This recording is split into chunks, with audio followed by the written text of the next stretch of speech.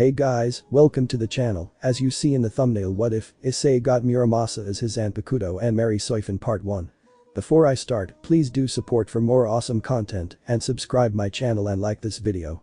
Go support and follow the Nefarious doctor for writing that awesome fanfic, and also make sure to comment on this story, link in the description.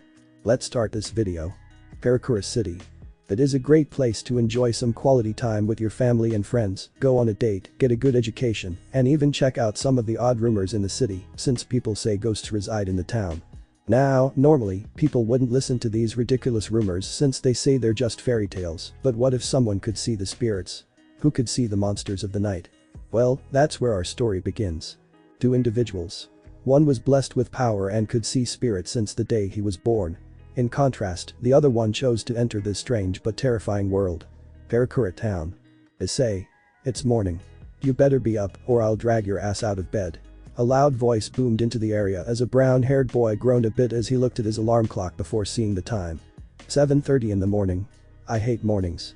He said as he rolled out of his bed and yawned a bit before heading to the bathroom to wash his face with some cold water and hoping to get rid of his sleep. After splashing his face with water, he dried it a bit before looking in the mirror. The woman was a very thin, skinny female teenager with light pale skin. She had short dark red pinkish hair and purple eyes. She also had two thick red pinkish eyebrows. Her bangs are parted on both sides of her face, and she also wears dark red framed narrow eyeglasses too. Good morning, Issei. How did you sleep last night? Busy fantasizing about a certain she asked before the boy grunted in reply as he left the bathroom. No, I was busy with business. He said to save face until the girl cackled at him as she left the bathroom with him as well. Admit it, Issei. You and I have only known each other for what? A year? And I can tell you are in love. She said happily until Issei got to his dresser. Issei rolled his eyes before smirking. I guess I might as well ask how your sleep was then. So tell me, Aika. What perverted fantasy did you put us in this time? Aika smiled as she leaned on his bedroom door with a cheerful grin on her face as she regaled her tale. Oh, just you and me with Orihim on a large lover's bed as she was covered in only a thin layer of clothing that showed off her curves and all. Oh, it made me want to pop her cherry if I could. Sadly, I don't have the mechanisms to do so. She said with a sigh of disappointment until Issei patted her shoulder. Don't feel too bad, Chizuru. You and I both know Orihim is a literal angel who is too pure for this world. Unfortunately, we have the karate master and the king of prudes to get through in order to even talk to Angel. Issei said as Chizuru agreed with him on the two obstacles that stood in the way. The karate master of Karakura. Tatsuki Ariasawa and the king of prudes. Ichigo Kurosaki. Chizuru groaned lightly as she knew how frustrating those two were when it came to Orihim. Honestly, those two really just need to admit that they like each other already so they can bang each other. Chizuru smiled when she heard Issei laugh. Ha! Oh, that'll be the day, my friend. Chizuru giggled lightly as she asked him. You are almost ready to go, handsome. Yeah. And I'm honestly surprised that you speak to me normally compared to how you chat with the other guys at the school. You never flirt with the other guys at school. Meh. You're the only guy I'll ever flirt and tease. Chizuru said as Issei sighed before he opened the door that Chizuru was leaning on, only for her to fall forward and lean on him. Issei looked down at Chizuru with a deadpan look and asked. Seriously? Chizuru pouted at his lackluster question before asking. You literally have a hot girl resting on you. How are you not aroused by this? Issei smiled as he replied. It's simple. That's because I've gotten used to my perverted friend's antics. Chizuru gasped dramatically as she whined. No. My charms are weakening. Issei laughed lightly at her display before he straightened Chizuru out and the two proceeded to head downstairs. You know what? Since I'm in such a good mood right now, I'll make breakfast. Issei said as Chizuru then joyfully squealed when she heard that. Hey I'm so happy right now. Ah. Today is going to be a good day. I can feel it. Chizuru said as Issei chuckled at this declaration before replying. You've become awfully optimistic. I didn't think my cooking could have that effect on you, Issei said as Chizuru put her hands behind her head and walked beside him. Well, it's because you've improved in your cooking since it no longer looks or tastes like shit. And I can't cook to save my life. Literally, one time, I burned water. I don't even know what happened to it. Chizuru said as she also complained about the cooking curse on her and her mother. For some reason, the females of her household haven't been able to cook to save their lives. They can make simple things like a sandwich, but cooking or baking? No. This comment made Issei laugh at her family curse as they went downstairs to see Mickey smile at the two while eating some eggs she made earlier. Well, I'm happy to see my future daughter-in-law is doing well and getting her future husband up from bed, but it doesn't take forever to get dressed. I don't want to be a grandmother yet. Issei blushed lightly before turning away and scratching his head with a scowl. Ugh, damn it, Mom. Chizuru couldn't help but giggle with a smirk. But of course, Mrs. Haidu, it's only reasonable for his future wife to wake up her future husband. The women giggled at the poor boy until Issei noticed that his dad was gone. Hey. Where's Dad? Oh, he had to go to work early today, since there's been a lot of trouble lately in town. Lots of destruction in different parts of the city. There's even some rumors going around about a gang doing property damage in the business district, so please be careful when you two go out.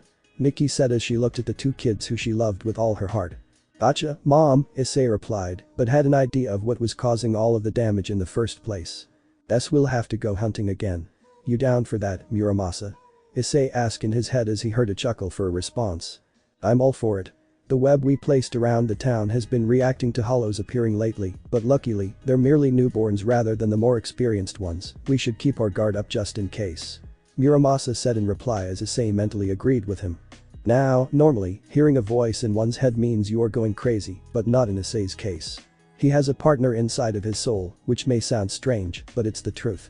Issei and Chizuru then headed out to their school as Issei was a third-year student, given that he transferred after his second year at Kuo Academy back home in Kuo Town.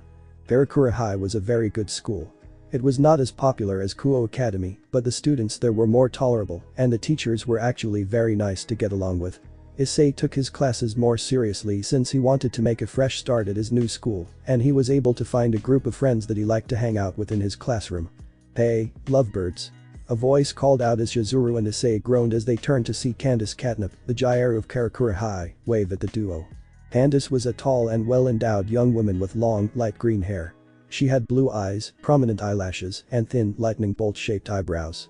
The woman was also the definition of one since Candace was very protective of her hair due to her waking up at 4 in the morning to get it ready. However, despite her being a beauty, she was also reckless and impatient, which led to her getting into fights with her friends. Shut up, bitch. It's too early to be putting up with your teasing. Loltada Lampard, Aka Lily, said as she walked towards Issei and hugged his waist before looking at him with her puppy eyes. Can I have some breakfast, please? Lily asked as Issei chuckled at the girl's cute side before reaching into his backpack and pulling out a small bento. Lily swiped it, thanked Issei, and then ate the bento with joy as she nodded after tasting it. I give this 5 stars since it definitely wakes me up more than the crappy food that Candy, Minnie, and Bambi make back home, Lily said as Issei smiled in gratitude as he then noticed 3 others missing. Now, where's the Karate Queen sister at? I am not that woman's sister. Ah, there she is, Issei said as he dodged the punches from Bambi. She tried to strike Issei for the nickname he had made for her after meeting Bambietta. Issei could tell Bambietta was a very temperamental girl who had a kind heart under her anger issues, but Issei could tell that she was like Tatsuki in terms of being a tomboy and having anger issues. Bambi can easily be snuffed out thanks to Issei learning how to do it after spending time with her for 6 months. Good to see you, Bambi. Did you enjoy the weekend? Issei said with a warm smile as Bambi stopped her assault and replied. Yes. I wish it were longer so I don't see your dumb ass.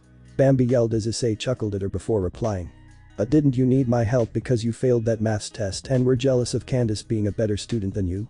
Issei said with a fake pondering face until he looked to see Bambi on the ground with a cloud of depression over her head. Why yes. Bambi stuttered as Issei smiled at her before patting her head. Look, I'm not trying to be mean, but I do hope you do well on the retake exam. You'll do great. Issei said as Bambi looked back at him and smiled in thanks before hugging him. Thanks, Issei, but why do you put up with me? I literally act like a bitch and insult you for being yourself, so why put up with a woman like me? Bambi asked as Issei chuckled and rubbed her head before wringing her forehead.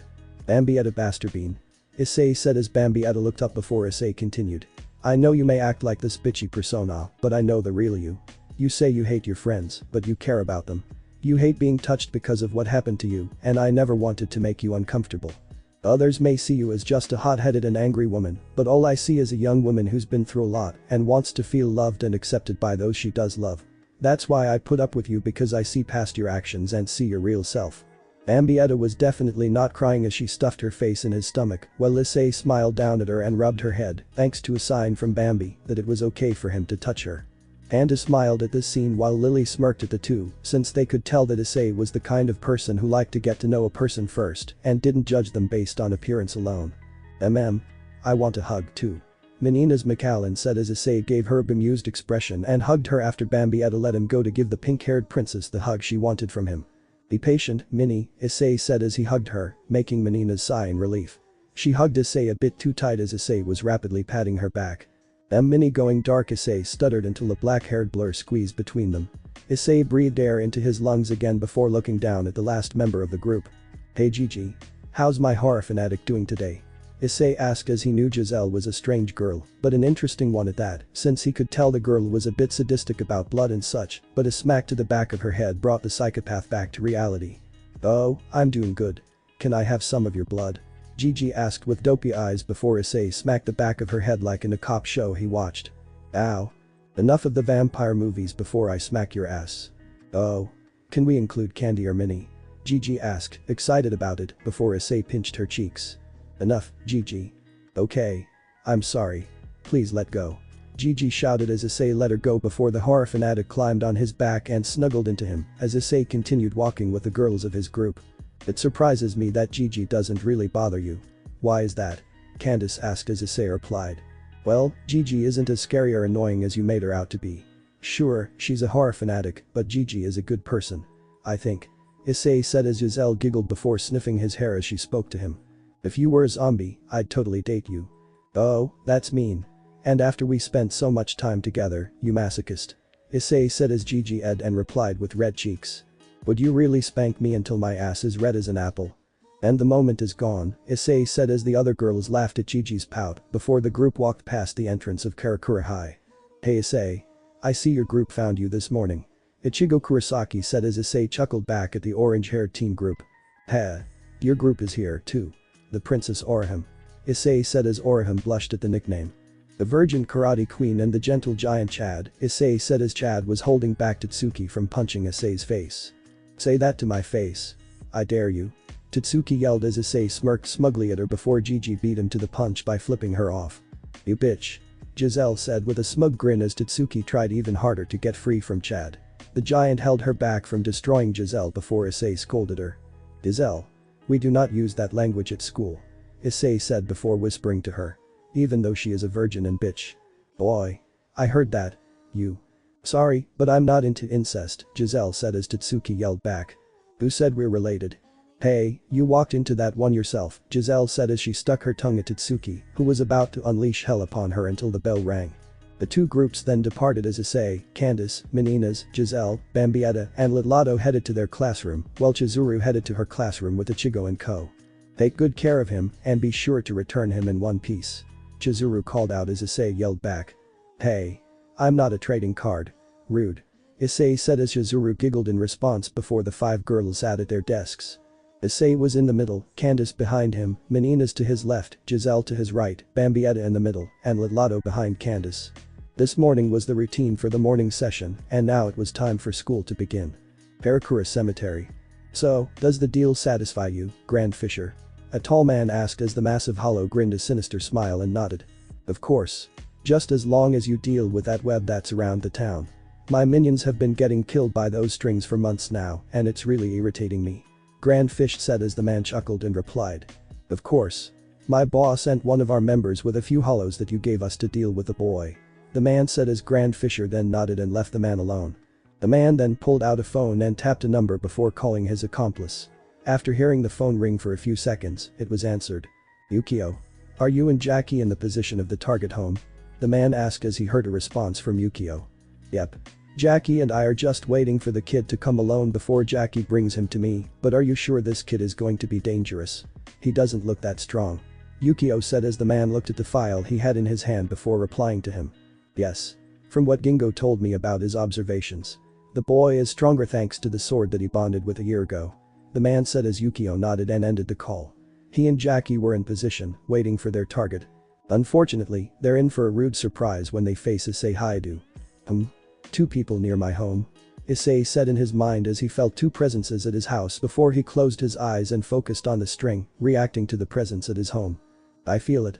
Two humans with unique abilities that are similar to both Orihime's and Chad's powers. Muramasa said as Issei mentally nodded before the lunch bell rang as Issei headed towards the bathroom. Sorry, guys. Go on without me, and I'll catch up later. Issei said as he left the 5 girls alone before Candace turned towards Gigi and asked. What happened? 2 people are at his home. I guess that they're waiting for him to return from class, but Issei is probably going to deal with them now. I'm intrigued by these 2. Maybe I can turn them into some new zombies for me. Gigi said with a sadistic smile on her face as Minnie and Bambi were concerned for Mickey Haidu since they didn't know if she was still at the house, but a look from Lily stopped them. I get why you 2 want to rush over there. I want to as well, but we can't give away our identity, otherwise, Lord Ewich will know. Lily said as the other 2 clenched their fists and held back their anger as they wanted to help Issei, but had to keep their distance for now due to the mission. Issei was standing in the bathroom and let out a sigh as he saw that he was alone before holding out his left hand and summoning a blade in its sheath. Sorry, Muramasa, but it's the only way to make sure we're not seen, Issei said as Muramasa replied to him. I don't mind.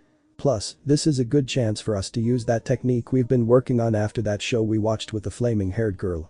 Muramasa said as Issei smiled and nodded before taking in a deep breath as a magenta and crimson aura covered his body. In the realm where time meets stillness. Where spirits dance in frozen brilliance. Ikai Taimu, unfold thy grasp. Bind the seconds in an eternal clasp.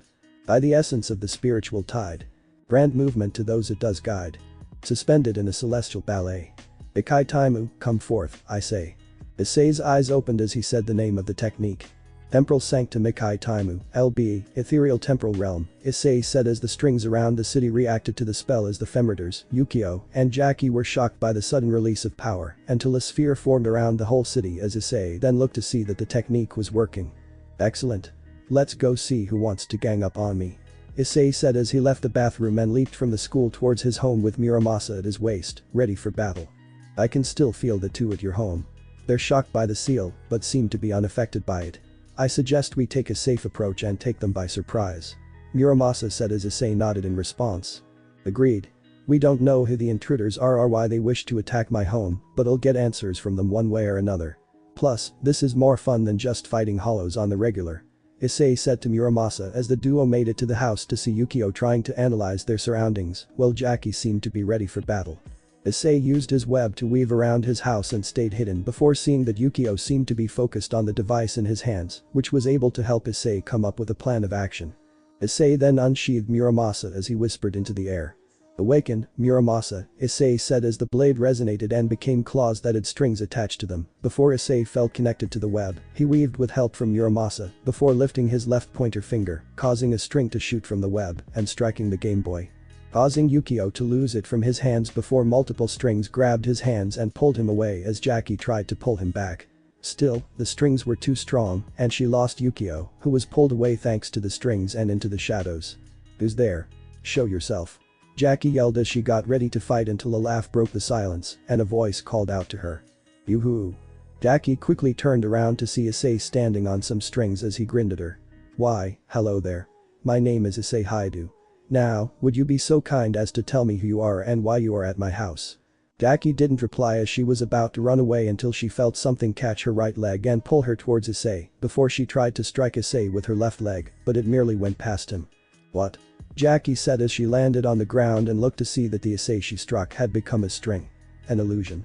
Oh no, this is all real, Issei said as he appeared in front of her, which made Jackie try to strike Issei again, but he just dodged the kicks from Jackie until she tried to do a roundhouse kick, but her leg was caught in more strings as she then felt the strings dig into her skin.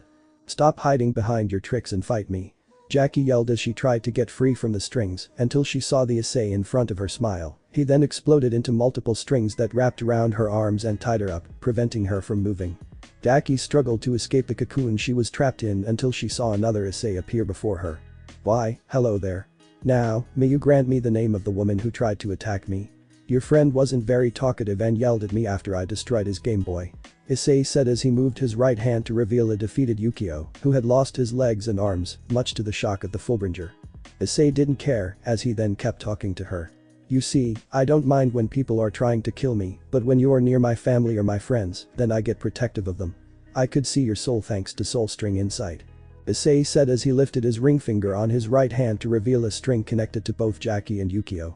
Jackie's was white and black, while Yukiko's was green before Issei tightened the strings on her cocoon. Now, let's try this again. Who are you, and why are you here? Answer me with the truth, and you live, but if you lie, then you die. Issei said as he tightened the strings some more before Jackie gritted her teeth and yelled back. You? Jackie said as Issei then sighed and decided to kill her. Very well then. Hope you enjoy hell.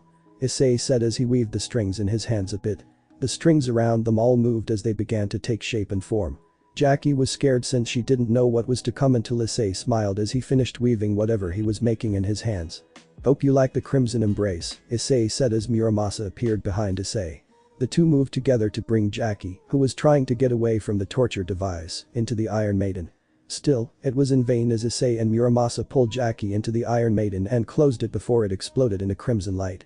The screams were muffled by the many strings until Issei and Muramasa looked at Jackie's body before Issei sighed at the bloody mess. Man. Why is it that the hot ones always try to kill me? Issei asked himself as Muramasa chuckled at his partner's question before they moved the body off the street. Issei then left her in some bushes along with Yukio before he left them both as he headed back to his school while repairing the web he had used in the battle. I have to admit that it's strange since I've killed hollows before, but now these humans don't make me regret killing them. Does this mean my mentality is changing? I really wanted to be a hero, but am I a villain pretending to be a hero? Issei asked himself before Muramasa spoke to him. I asked myself that same question when my Koga abandoned me. Muramasa said, much to Issei's surprise, before Muramasa continued his explanation. My power allowed me to bring out the Zanpakuto spirits of others, which would be able to help the others understand their partners and realize we weren't simple tools, but people who feel emotions too. The problem is Koga saw this as a way to control others and used my power to control others' Zanpakuto spirits and have them turn against their partners. Eventually, when he was banished and hunted by the Soul Society, he tossed me aside in the world of the living. Ever since then, I questioned both myself and my power if I was guilty as well because of my power, but after I met you and got to know you more and more, I began to realize that Koga was the one who abused my power, just like how he abused others' Zanpakuto spirits to attack their comrades, so I don't see you as a villain, Issei. Sometimes, heroes must do what others cannot do. It's similar to some of the other heroes in the shows that you watched with Arena. Know that even if Ichigo and the others don't trust you, know that I do, and I'll always stand by your side. Issei smiled at his partner's words before wiping his tears as he cried from the joy of hearing his partner's past and how he sees him. Thank you, Muramasa. Thank you.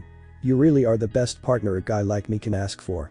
While Issei headed back to his school, a shadow looked over the two bodies of Jackie and Yukio before smiling at them. I wonder what kind of zombies they'll make, Gigi said as she let some of her blood flow as she began to create her new minions. Now that Giselle has seen what Issei is capable of, she is more than excited to recruit Issei to join the Intruders. Ichigo was resting his head on his bed, unaware of the chaos that would soon change his life, for better or worse, while thinking back to Issei talking to him about his desires. Don't you have any interest in anyone romantically? It was such a simple question, but those words hit Ichigo's weak spot, since he will admit that he does have a crush on Tatsuki, since he's always admired her tomboyish personality, her protective and gentle side, as well as her skills in karate. In a way, Tatsuki Arasawa checked all the boxes he liked in a woman, which begged the question, why didn't Ichigo already ask her out? Well, the simplest answer is that Ichigo is afraid that if he gets close to Tatsuki, then she'll end up dead, just like his mother did when he was responsible for his mother's passing when he was 9 years old. His old goat of a father helped him get over the depression he felt that day after the funeral, but it still stung since he was afraid that if he got closer to anyone, then they would pass away due to him being unable to protect them. Ever since Ichigo learned the true meaning of his name as one who protects all, it became his way of life, since he always protected and looked after his little sisters, but he could tell that Karen was, in a way, a smaller Tatsuki, while Yuzu was just like their mother.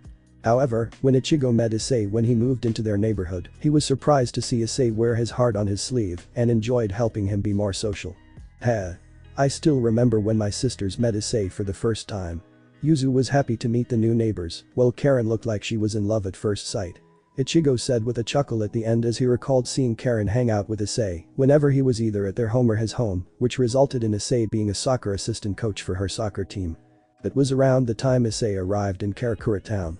Apparently, Karen was hanging out with her friends when she saw Issei. Karen came home all happy that day, and Yuzu and I got curious. It was then I learned of Issei and met him at my school 2 days later. When the two teens got to know each other, their friendship was born, which resulted in some hilarious moments and conversations between them. Ichigo looked back at his desk and saw the picture of Karen Issei on the cheek while holding a medal around her neck after her team won the finals. Ichigo knew that from day one, Karen liked to hang out with Issei when he said they lived near his house, and that led to some house visits, study nights, and some sleepovers, until Karen began to mellow out of her crush. However, Ichigo had a suspicion that Karen still had feelings for Issei, since he still saw the picture that Karen held dear to her inside her wallet. After Karen's team won the soccer finals, she cut Issei's cheek and thanked him for his support. He was a very inspirational assistant to the team, as she said. Ichigo still smiled in amusement as he recalled that memory and was thankful that Issei was able to help Karen open up after their mom passed away. Now, for Yuzu, their dynamic was more of a brother and sister, since the two liked to share recipes, and Yuzu was a bit competitive in trying to make better food than Issei, which also led to some cooking competitions between them. The two of them loved to argue about their recipes, but at the end of the day, the two were just like brother and sister, especially when Issei comforted her when she was feeling uneasy and hid her feelings better than both Ichigo and Karen. Ichigo was grateful to have met Issei since he thinks he wouldn't have been able to open up to anyone due to him, always drawing trouble and attention to himself. Still, Issei didn't care as he was a great person who didn't judge a book by their cover and was always there for his friends to back it up. I wonder how he's doing right now. I know he likes Orihime, but I'm worried since I happen to know that Tatsuki is still protective of her, mostly due to Chizuru. Ichigo said to himself as he knew that Issei had feelings for Orihime, but kept them in due to Issei telling Ichigo that Orihime had an obvious crush on the carrot head, but when Orihime confesses her feelings to Ichigo, he turned her down, since he didn't see Orihime as a romantic interest, but as a little sister he cared for. Which resulted in a crying princess and an angry Tatsuki who kicked his ass for making her cry.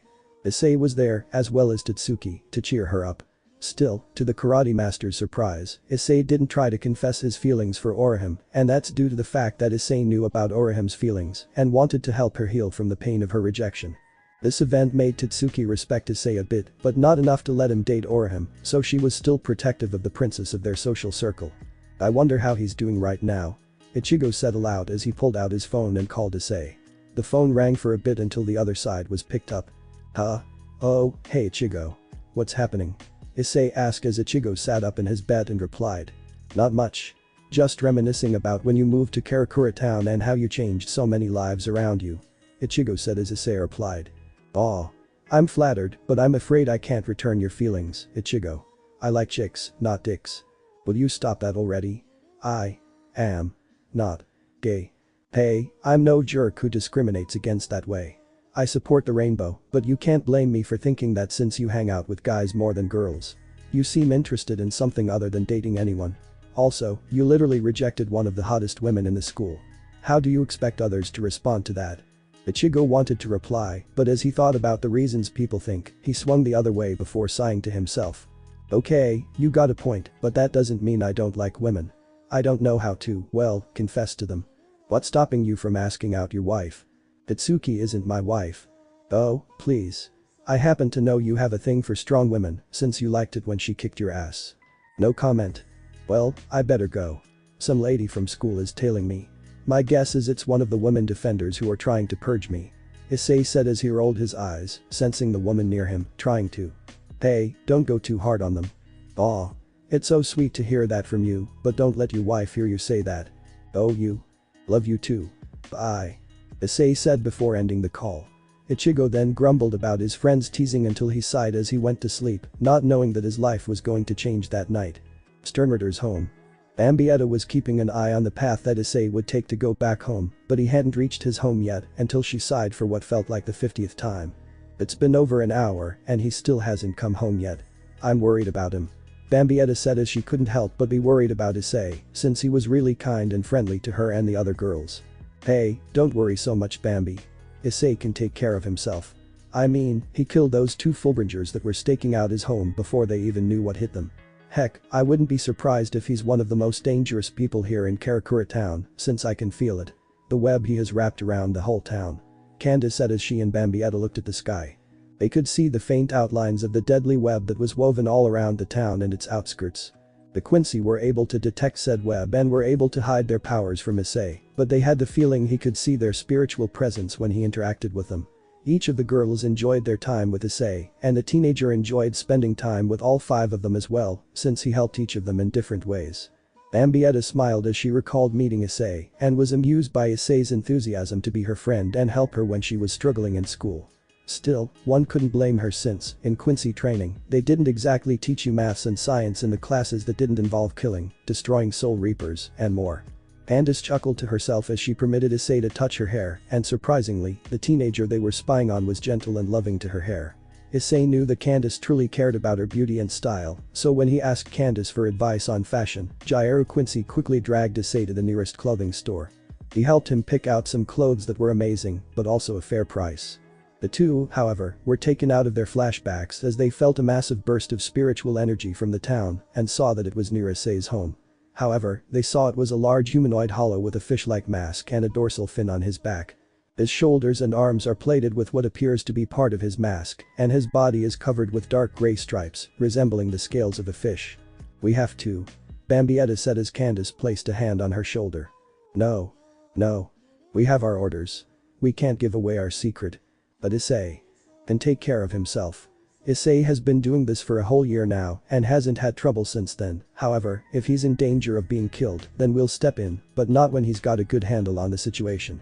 Candace said she knew why Bambi wanted to help him, but their orders explicitly told them they couldn't interfere unless Issei's life was in danger.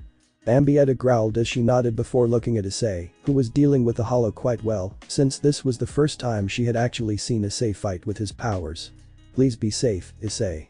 I still want to say those words to you." Bambi muttered under her breath as she continued to watch him. "But Issei Haidu? Well, aren't you quite nimble for a hollow your size?" Issei said as Fishbone growled at him before trying to slam his massive left fist down on Issei, but the hollow was shocked to see his limb was severed by some unknown force instantly. "Ah!" Fishbone yelled as he grabbed his bleeding stump where his arm used to be before Issei used his right hand to form a spear made of strings before he threw it at the hollow skull, which it embedded into before the strings unraveled and entered the hollow body as Issei smirked at the paralyzed hollow as it couldn't move before Issei merely lifted his right hand and smiled at the frightened hollow. "Nighty-night," Issei said before snapping his fingers, which then caused the massive hollow to bleed out from its body before Issei saw it dissipate into thin air. Issei willed the strings to return as he then closed his eyes and focused on the sensory web to detect any other hollows before seeing one that was familiar to him. The Soul Reaper's spiritual energy. Why would one be here? Issei said that as his whole body became strings, he then entered the web and went towards the source before seeing the target in front of him. Said target was a relatively short and petite woman with black hair. She wore a traditional Shinigami captain's uniform with a sleeveless haori and a yellow obi tied around her waist. Underneath her standard Shinigami captain's uniform, the woman wore a uniform that had no sleeves and didn't cover the back, though she did wear long black armbands. Her hair was worn short with two long braids bound in white cloth, each ending in a large golden ring. However, Issei saw the woman panting as she was in a battle with two people before her. The first person was a cloaked individual who seemed to be wielding a large two-handed broadsword, while the other person seemed to be an extremely tall young man with black eyes and wavy black hair that was at shoulder length. He wore a long-sleeved collared shirt with suspenders and dark pants. He had a long scar running vertically along the side of his left eye. Her spiritual energy seems to be limited due to her being in the human world, however, these two seem to have the same energy as those two at my home. Issei said as he then saw the woman struggle to stand up due to the wounds on her body, while the cloaked individual spoke to his partner. "Finish her off." "Understood." The man said before stopping as an individual appeared before the two of them. "My apologies, but I'm afraid I can't let you kill this young woman," Issei said before them as he then picked up Soi-Fon and placed her on a nearby bench before patting her head. "Rest here and I'll deal with them," Issei said as Soi-Fon couldn't argue but nodded her head. Issei then looked at his new opponents until the cloaked one's hand shook in rage as he shouted at Issei. "It was you. You're the one who killed Jackie and Yukio." The man shouted as Issei raised a brow and asked. "Boo. Don't play dumb with me. You killed them when I sent them to your home." "Oh. You must mean the biker girl and the gamer boy." "Yes, I did kill them, but I gave them the chance to tell me who they were and why they were at my home. Unfortunately, they were idiots and didn't heed my warning, which led to me killing them." Issei said as he innocently smiled as if he didn't care about killing them, which made the cloaked individual feel even more rage as he shouted at Issei once again. "You mean to tell me you don't care about killing others? If that's the case, then you're just a murderer." "Now, hold on," Issei said as he raised a left hand to stop what the man was spouting before replying. "I do have my morals, but I don't give a shit about my enemy or why they're coming after me. All I care about is protecting my home, my family, and my friends. Whoever else crosses my path is either my ally or enemy. I learned that in the world we are in, you mustn't hesitate to protect what you want." This town and the people and souls are under my protection, so I'm afraid you and your boyfriend should just leave while I'm feeling sentimental. I don't care about whatever grudge you have with the Soul Reapers, and frankly, I don't give two shits about it. However, I cannot in good conscience leave this woman to die in the middle of a road. Issei said as he then felt something stab his heart. He turned around to see the other individual holding a sword behind him. You will let us kill her. After all, we are friends, no? The man asked as Issei just stood there passively before smiling. He then laughed as if he had just told a joke. Ahahaha. Friends. Hahaha. Oh, I haven't laughed that much since I moved here. Issei said as he continued laughing before grabbing the sword and punching the man's face. The sword then became a bookmark in Issei's hands. The bookmark? How cute. Issei said as his eyes glowed purple. He ripped the bookmark in half before burning it up, which infuriated the man as he shouted at him. How? Anyone whom I Fullbring cut should be affected by it. Well, that is true, but you see one small problem. Your power allows you to insert yourself into my memories and heart to make others think you are a friend of theirs, but there's just one tiny problem. Issei said as his eyes glowed a magenta color. He then let his spiritual energy out and scared the trio in the area as the two humans were pressed down to the ground. I'm far more powerful than you two combined, and I'm not exactly interested in some wannabe pretty boy, since your boyfriend would be jealous if he saw you with anyone else. Issei said as he pulled out a medallion that shocked the trio before Issei summoned a bow made of spiritual energy as Issei then summoned a red arrow and fired it into the pretty boys as Issei yelled and became spiritual energy that went into Issei's medallion as he then snapped his fingers and sealed his spiritual energy up once again before turning to the cloaked body. Smelling the fear of his body. The man was terrified for his life as he couldn't move a muscle to get away from the demon before him. However, his mind needed to know who this was, so he stuttered his question. Who are you? The man asked as Issei's smile became larger and his body became more monstrous and inhuman. Who am I? I'm just a human. Issei said before the cloaked individual felt fear enter his heart. He then ran away and never looked back as Issei watched the coward leave before laughing at him, before the monster vanished to be replaced with Issei laughing his ass off as he wiped a tear from his eye. Ah. That never gets old. Scaring them so much I can taste their fear when they run away. Issei said as he looked at the bookmark in his hand and smiled as it became a talisman. I must admit, the convergence arrows we made with my hollow energy and your Quincy bow were very useful in obtaining that soul's power. However, I'm surprised you used its power immediately on the other individual. Muramasa said as Issei chuckled. He then spoke to his partner. You can't blame me. I wanted to get that other guy to leave, so I just used fear to scare him away, and I honestly didn't think that the talisman would transform from being a bookmark to a weapon that allows us to manipulate their sights. It's different from how that guy used it, since it was indeed a powerful weapon for him. Unfortunately, he was the fool for stabbing my clone instead of me. Issei said as he knew nothing about his enemies, so he used his strings to weave a clone to take the attack, before using an illusion with Muramasa's assistance to kill Tsukishima and steal his Fullbring with his Convergent arrow. Convergent Soul Arrow. Description. The Convergent Soul Arrow is a potent technique that not only absorbs the spiritual energy of its target upon impact, but also can assimilate and modify their spiritual weapons, such as Fullbrings, Zanpakuto, or Shrift. Mechanism. 1. Spiritual energy absorption. The arrow, infused with Issei's unique blend of Hollow, Quincy, and Soul Reaper powers, is designed to absorb the spiritual energy of the struck target, enhancing Issei's power. 2. Weapon assimilation. In addition to absorbing spiritual energy, the Convergent Soul Arrow has the unique ability to assimilate the spiritual weapons wielded by the target. This process involves modifying the absorbed weapon to harmonize with Issei's diverse powers. 3. Modified Arsenal. The assimilated weapon, now infused with Issei's combined abilities, becomes a versatile and powerful tool under his control. For instance, a Fullbring might gain Quincy precision, as Zanpakuto could exhibit hollow attributes, and a Shrift might be enhanced with Soul Reaper techniques. Benefits. 1. Power growth. Issei's strength exponentially grows as he absorbs both the spiritual energy and weapons of his adversaries, adapting their abilities to complement his unique fusion of Hollow, Quincy, and Soul Reaper powers. 2. Adaptive combat style. The Convergent Soul Arrow allows Issei to dynamically adapt his combat style by incorporating the assimilated weapons, providing him with a diverse set of techniques tailored to various opponents. 3. Strategic versatility. Issei gains the advantage of not only depleting the enemy's power, but also repurposing it for his benefit, ensuring a strategic edge in battles against different spiritual entities. Limitations. 1. Target precision. Precise aiming is crucial for successful absorption and assimilation. Missing the target may result in incomplete energy absorption or failure to assimilate the weapon. 2. Energy management. Continuous use of the Convergent soul arrow, especially in prolonged battles, may exert strain on Issei's energy reserves and require careful management. 3. Weapon compatibility. The effectiveness of weapon assimilation depends on the compatibility of the target's weapon with Issei's unique blend of powers. The Convergent soul arrow stands as a testament to Issei Haidu's mastery over his combined powers, offering both destructive energy absorption and the adaptive use of assimilated weapons in his ongoing battle against spiritual adversaries. Issei then walked towards the woman and picked her up before looking at the massive burst of spiritual energy in Ichigo's neighborhood before a hand was placed on his shoulder. Don't worry, Issei. Urahara is already there to help the other Soul Reaper that came with her and will repair the damage. The voice of the hand said as Issei turned around and saw the face of one of his 4 teachers who helped him prepare for the supernatural world. Thank you, Shinen-sama. Stop calling me that. It makes me sound old when I'm clearly in my late 20s. The woman said as she sent a seductive wink his way before Issei chuckled at her. You wish you were in your late 20s, Issei said under his breath before he dodged a punch and kick from his teacher. Watch what you say. Didn't your mother tell you to treat your elders with respect? But if you are really in your late 20s, then you are not my elder, yes. Don't use my words against me.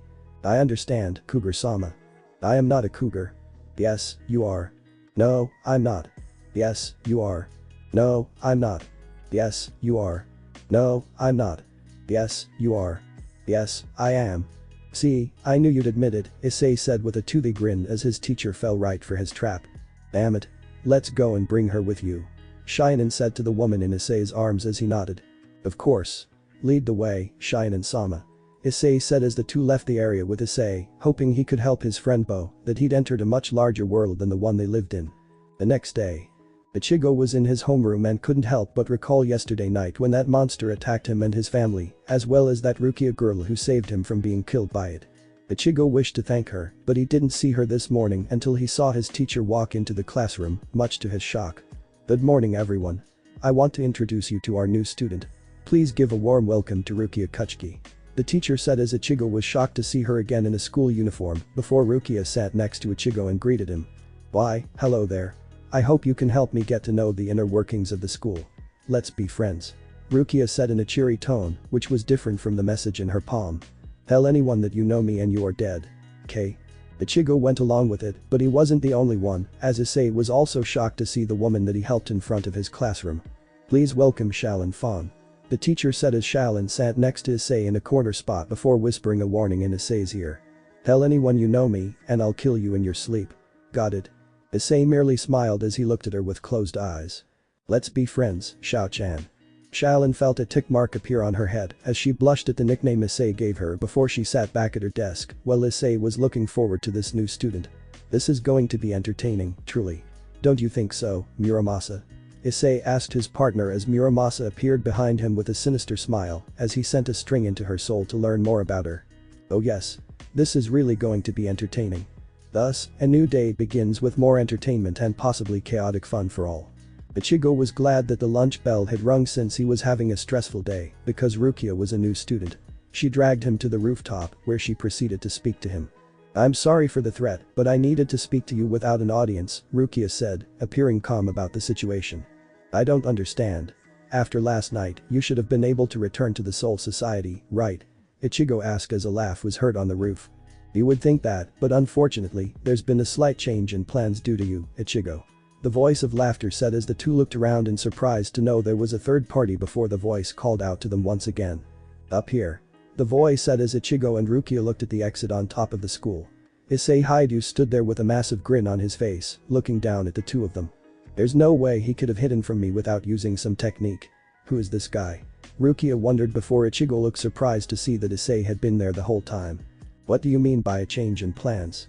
What do I have to do with them?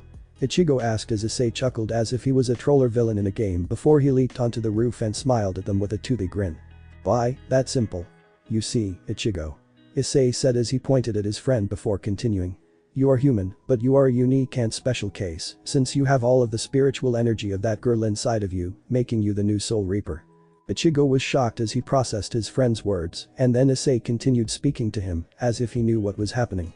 Unfortunately for Rukia, after you absorbed all of her spiritual energy after last night when she originally intended to transfer just a small amount for a temporary transformation, it has now become a part of you. However, one thing you must know is that as a substitute Soul Reaper, you have a responsibility to hunt down hollows and send their souls to the home of Rukia. Issei explained as Ichigo and Rukia were still shocked by the intelligence Issei showed before the carrot-headed teenager asked him. But how do you know all this? I've only known you for a year and… That's because I was aware of the supernatural world before I came to Karakura town. It was on that fateful day that I found my friend and partner Muramasa, and after almost 2 years, we've become quite a formidable force. Issei said as he summoned his partner's blade before turning around and smiling at their shocked faces. But I wish to offer you a deal out of your situation because you do not understand the consequences that will follow should you agree to be the substitute Soul Reaper, Issei said, and Ichigo was shocked. Issei then explained to him as Rukia tried to stop him. Wait a minute. It's his decision and you can't just make it for him. Rukia shouted as Issei laughed at the girl's expression before narrowing his eyes at her. You mean before you tried to manipulate him to take on your burden now that he has your power? Issei asked with a distorted voice as Rukia felt fear enter her body and soul, until Issei laughed at her expression before turning to Ichigo, who still seemed hesitant and confused by all of this, before Issei placed a hand on his friend's left shoulder. Ichigo Kurosaki, if you choose to take on the burden and enter the supernatural world, then you won't just be making yourself known to the Soul Society, but also to the entire supernatural world. Trust me when I say that the hollow you faced yesterday is nothing but an ant trying to stop a giant. The world is much larger than you think, so I do not stress enough how powerful other beings of this world are. Issei said as his eyes glowed a bright magenta before continuing. Once the world knows of your existence, then it will either see you as an ally, threat, or foe, and it will use any means necessary to get you, even if it means going after the ones you love, Issei said. Ichigo's eyes widened as he realized that Issei meant his family, which was proven by Issei's nod of understanding. You finally realize it, yes. The idea of being a substitute Soul Reaper may allow you to be something incredible, but once you step into that door, then there will be no going back to your life as a high school teenager. There's a reason why humans are considered to be the most disposable race in the eyes of the supernatural world. They only see us as pawns, tools to be used for their advantage in both battle and political gain. I've seen a small piece of that pie, and trust me when I say that the supernatural world is nothing but a pit of snakes and a web of power. One wrong step and you'll be wrapped up in that web or poisoned by a said snake, Issei said as he used his strings to make a doll of Ichigo that was then ripped apart by the strings as a visual aid. Ichigo was shocked by all of the information he was given before Ichigo looked at Issei and asked with hesitance. What exactly is this deal? Issei smiled as he got down to business. Well then, Ichigo, my deal is simple. I remove the power that Rukia Kuchiki gave you, send it back to her, and wipe your memory of yesterday's events. You'll have no memory of ever meeting Rukia or the Hollow. But this is a very difficult decision, so… I'll do it, Ichigo said as a surprise to Issei. Then he continued, I figured Rukia was going to talk to me about last night, but if what you said is true, then I want no part of it. I only did her job yesterday because of my family. Granted, I do like the idea of power to protect my family, but if that means I'll be bringing even more trouble to them, then I don't want anything to do with that world. Rukia was shocked by this and she wanted Ichigo to take upon her duties as a substitute Soul Reaper, but Issei had to come and ruin her plan before Ichigo continued. But I do have a request, Ichigo said. Issei nodded his head before Ichigo continued. I want to keep my memories for the time being, so I can be more aware of the future. That's all I ask. Issei pondered this before shrugging his shoulders. Very well. If that is your choice, then who am I to deny it? He said, holding out his hand with a purple flame in the palm before asking Ichigo. So, have we got a deal? Ichigo grabbed the hand as Issei's smile grew wider before his hand reached into Ichigo's and pulled out a strange orb of blue spiritual energy before Issei explained. This is Rukia's spiritual energy that she transferred to you yesterday. Due to me removing it, you've lost its power. Are you sure you still want this? Issei asked as Ichigo nodded before he looked at Rukia with an apologetic expression. Issei then placed the energy into Rukia's body, causing her to be amazed by the amount of power that was returned to her body before feeling a bit dizzy. I do wish to remind you that you may be a bit overwhelmed by the amount returning to you, so I don't think you should try to transform back into your soul uniform for the time being. Give it about a month or two before you try to return to normal. Issei said as Ichigo approached him. Ichigo thanked Issei for the information before he left Issei on the roof, with Rukia following him.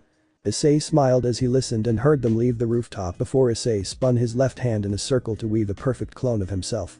Go to my class and attend it for the rest of the day, Issei said, as his clone nodded before heading back inside the school. Issei had enjoyed the view from the rooftop before Muramasa spoke to him. You know about that little trinket in her, don't you? Muramasa asked as Issei chuckled and replied. Of course. You didn't think I wouldn't notice such a powerful energy like the Heijoku. You'd have to be blind not to have seen it.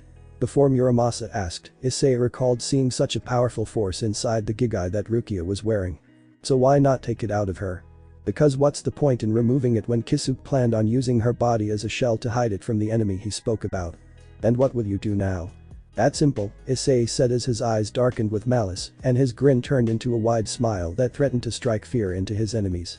I'm going to enjoy watching the show and wait for the poor unfortunate souls to come to seek me out, but first, I think it's best we let the pretty boy's boyfriend from last night come to us since he's pissed we killed not only his boyfriend but also his other two accomplices. This will make things more fun for us. Issei said as he snapped his fingers. His body became covered with a magenta aura before he leaped off the rooftop and landed on a string that was right in the middle of the air. He then walked on it as if it was a tightrope. And where do you think you're going? Soi-Fon asked as she glared at Issei, who only seemed amused by her presence before waving at her. Ah, Xiao-chan. Would you like to join me for some fun? We can train or even do some hollow hunting.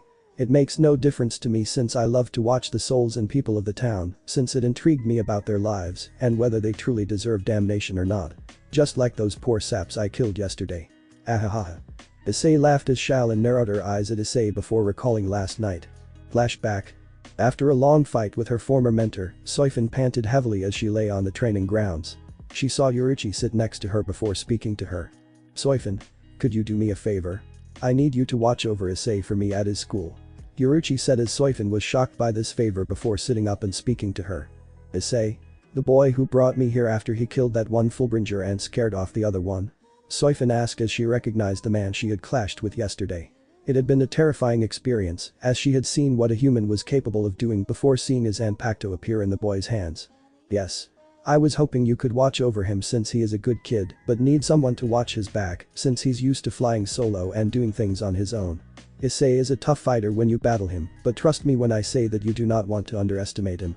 I've seen him train, and no matter how weak he was at first, he continued to push himself until Issei was able to become as strong as he is now. Trust me when I say you don't want to make him your enemy. There's a reason why Kisuke sees him as an ally, but also a dangerous foe should Issei turn sides. Yuchi said as she shivered at the memory of seeing Hollows defeated by a simple 16-year-old boy who was laughing in glee as he stood on top of the bodies with a sword in one hand and a bow in the other. Soi-Fon was surprised by this information until she saw it as an opportunity to not only carry out her mission, but also gather valuable information about a possible threat to the Soul Society. The captain decided to give in. I'm in, and don't worry if this boy does turn out to be a threat, then I'll gladly eliminate him before that time comes, Soi-Fon said as Yuchi placed a hand on her shoulder and looked at her with a serious, concerned expression. Soi-Fon, I cannot stress this enough, but you must not forget that Issei is still a human. Know that he may not be an enemy, but do not think he'll be so easily killed.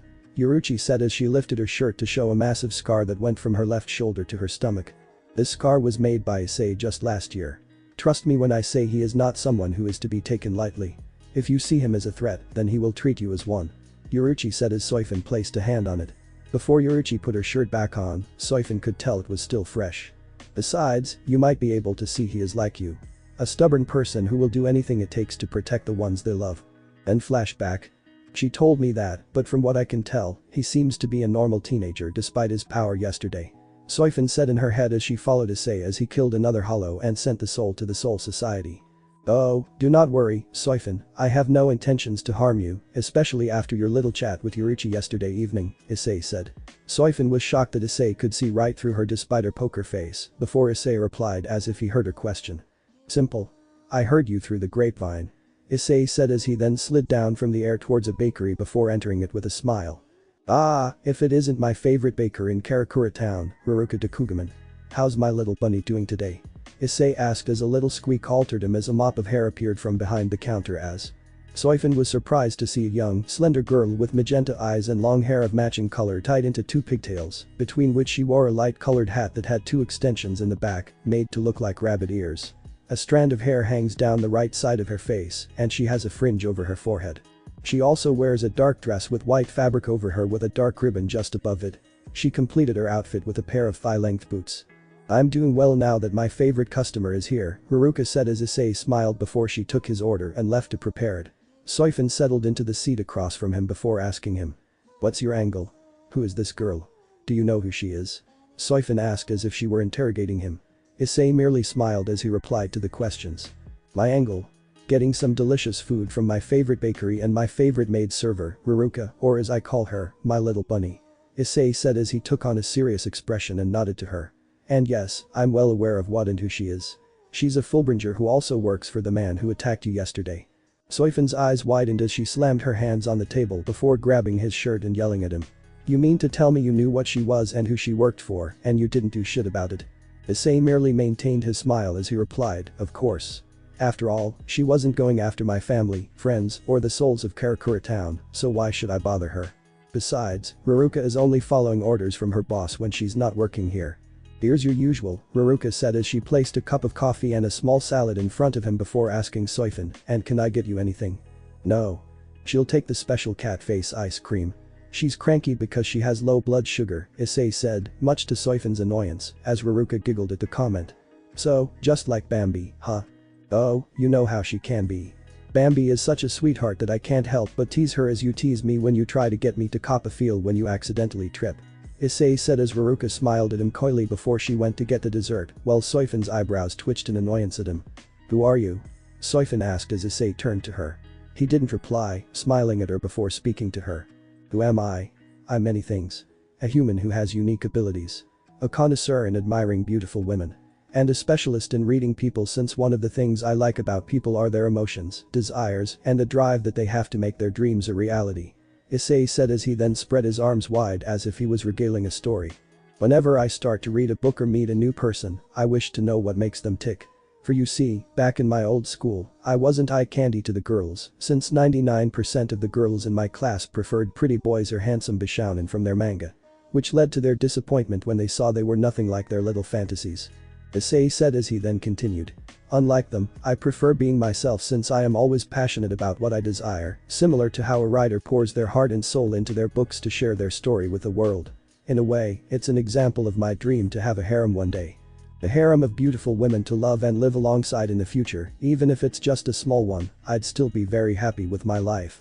After all, people thrive on emotions, dreams for their future, desires, knowledge, greed, and lust for it all and so much more. Soi-Fon was shocked by this as she could tell that this boy was like Kairaku and Yuki in some ways, as they both may act like idiots most of the time, but when the time came to be serious, they delivered and showed incredible wisdom. Is this guy like them? From what I can tell, he seems to be a very passionate boy who wears his heart on his sleeve. Soi-Fon said that she thought his dream of having a harem one day was hilarious, and she could imagine that happening.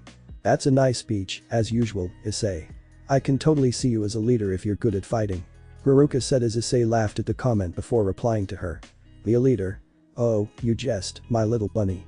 Issei said as Haruka smirked at her customer. Soi-Fon blushed at seeing the cat's face in the ice cream, she was mesmerized by its beauty. It's so beautiful, Soi-Fon said as she looked at the dessert as if it was a once-in-a-lifetime treat. She was so happy that she didn't notice Issei leave the table and head to the back, with Haruka following him until they were in the shared bathroom. Haruka then dropped the act as she crossed her arms over her and asked Issei. What the hell is a Soul Reaper doing here? Your guess is as good as mine. According to Urahara and Shinen-sama, there weren't supposed to be 2 Soul Reapers coming to the town, since this place wasn't on their list as the most popular place in the Soul Society. I guess that it may have to do with your boss and the extra number of hollows coming into town for the past 2 days. Any reason why? Issei asked, as he knew of Haruka's boss before the Fullbringer replied. I guess that someone with even more power than him gave him the solution to take Ichigo's power after he was able to awaken it last night, Haruka said. She then froze as she felt Issei's cold gaze looking into her soul as he spoke to her.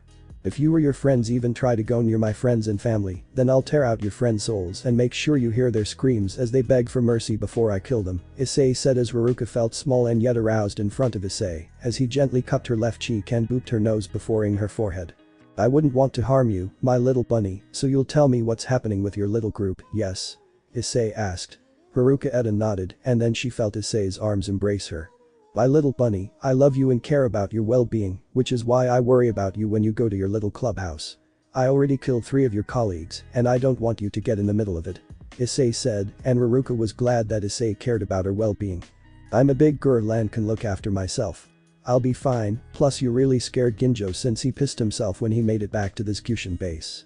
Haruka said as Issei laughed in amusement at the thought of seeing a grown man piss himself.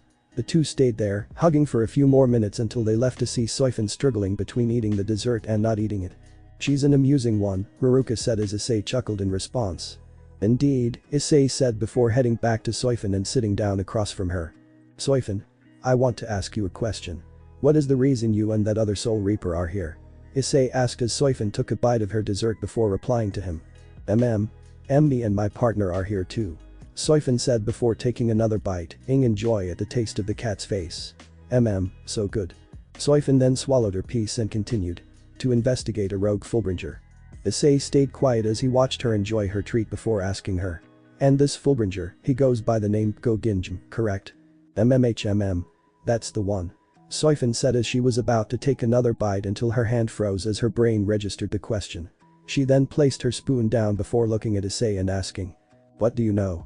Soi-Fon asked as Issei chuckled. His wife's grin appeared before he replied to her. I know much more that you don't know, but if you really want to know, then I'm afraid it's going to cost you, Issei said as Soi-Fon narrowed her eyes at his response and asked.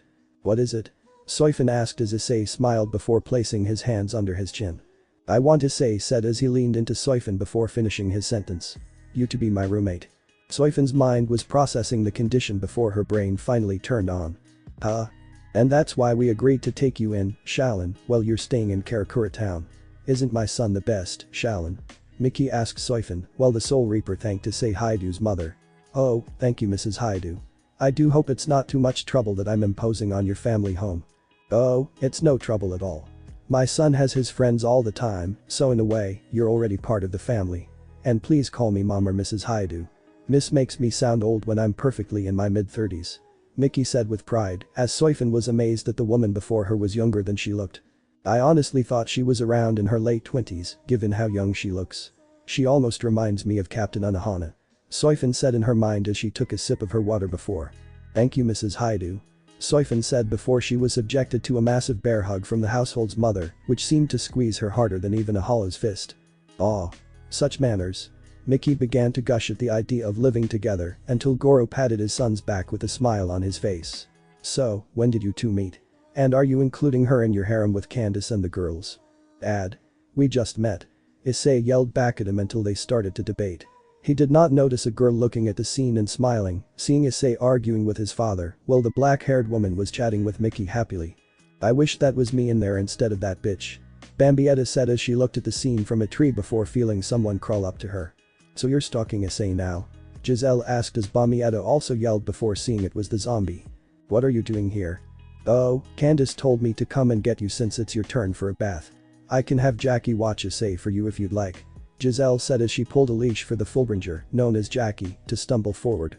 The zombie landed on her face with her ass in the air, which made Bambi wonder why Giselle even resurrected that girl before sighing to herself as she then sniffed herself before almost gagging. Okay, I guess I could use a shower, Bambi said as she left Giselle and Jackie alone.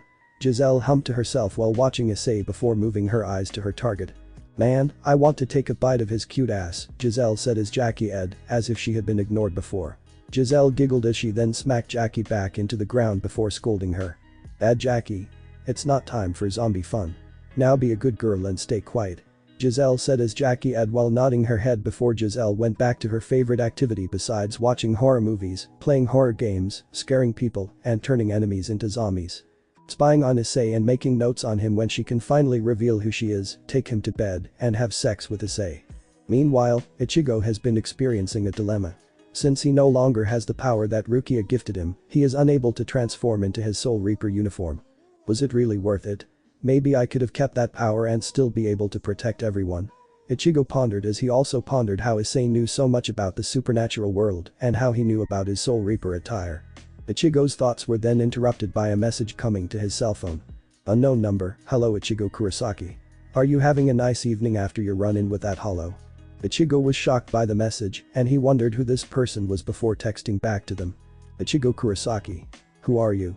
And how did you know about last night? Are you a stalker? Unknown number. A stalker? No.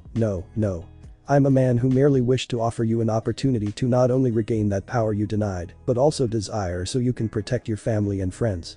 After all, if Issei Haidu can easily protect the city, then who's to say you can't take a load off him? You're the one who protects all, right? Ichigo's eyes widened as he read that last sentence. Then he remembered that he had always lived up to his name, which means one who protects all. He had wanted to keep his family safe, even his mother, before she passed away.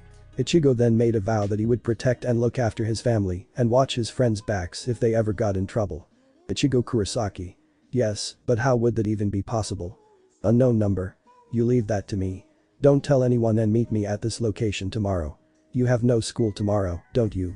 Ichigo recalled that they had no classes tomorrow, as the next day was a teacher workday for them to go over their lesson plans and such. Ichigo Kurosaki. I'm in. Where do I meet you?